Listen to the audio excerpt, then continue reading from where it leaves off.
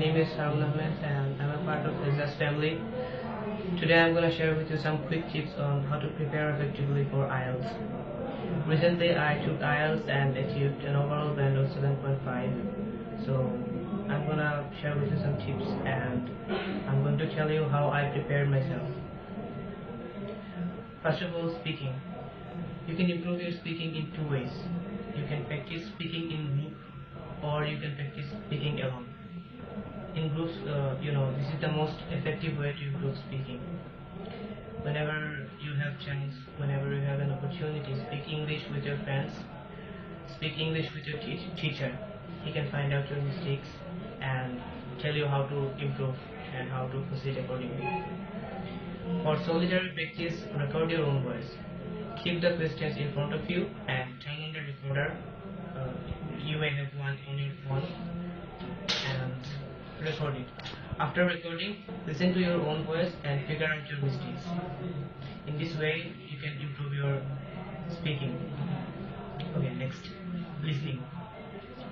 For listening, you have to listen to news at least 30 minutes, and if you can, then you can listen to news for 1 hour. It's better. You can listen to channels like CNN, BBC. It is very effective. And you can listen to tech videos on YouTube. They are also pretty interesting and you can learn a lot of things, and at the same time your listening skills will be improved. And you have to practice listening like reading. You see, in reading you try to understand every sentence, every word. Similarly, in listening, just make sure that you understand what they're saying. Every word of them, every sentence of them. If it needs, listen to the same clip twice. It doesn't matter. And now reading. Now this is the part that most of the students find difficult, but you can make it interesting.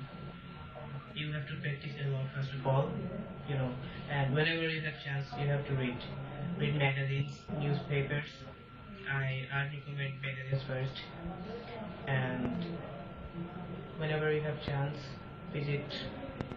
If you're a sports lover, visit sports websites, read their articles, read news, and when you practice reading, figure out your mistakes. And reading requires your teacher's assistance, so get his help where you have difficulties and where to improve yourself. And at first, don't pay attention to time. It might take time, but don't care about it. You can control your time management skills in the last 1 or 1.5 months of your preparation. So at first, don't pay attention to time. It might take 1 hour to solve one passage, but don't worry about it. It's normal. Just make sure you understand every word and learn high frequency vocabularies. This is how they confuse you. Examiners use difficult vocabularies, synonyms, and they try to confuse you with them. So if you have a good range of vocabulary, then you can overcome it easily. Now the last part, writing. For writing, I recommend reading a lot of simple essays. You can get them online. There are plenty of simple essays available. You can get them on Simon IELTS, IELTS Ryan, IELTS these IELTS. These are very effective websites for simple essays.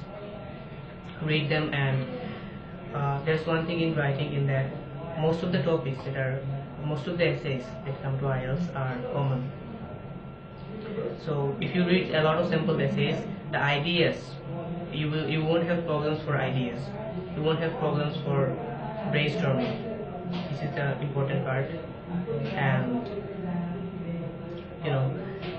many students, what they do is they try to make their writing complex. They use a lot of complex sentence. They try to use extraordinary high frequency word, but use complex sentence, but don't use too much.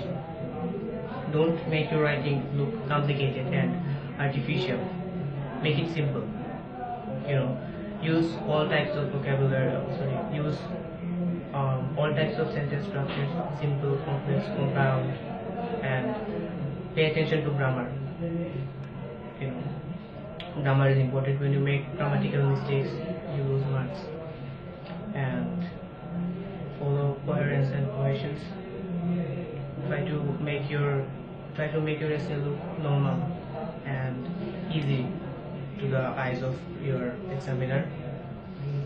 And you also have to pay attention about lexical resource. This is another important part of writing. So use only those vocabularies. You should use high frequency vocabularies, but you should only use those that you know how to use properly. If you don't know how to use a high frequency vocabularies properly, don't use them. It makes your writing look artificial and complicated. So I wish you very best of luck with your IELTS preparation. Thank you.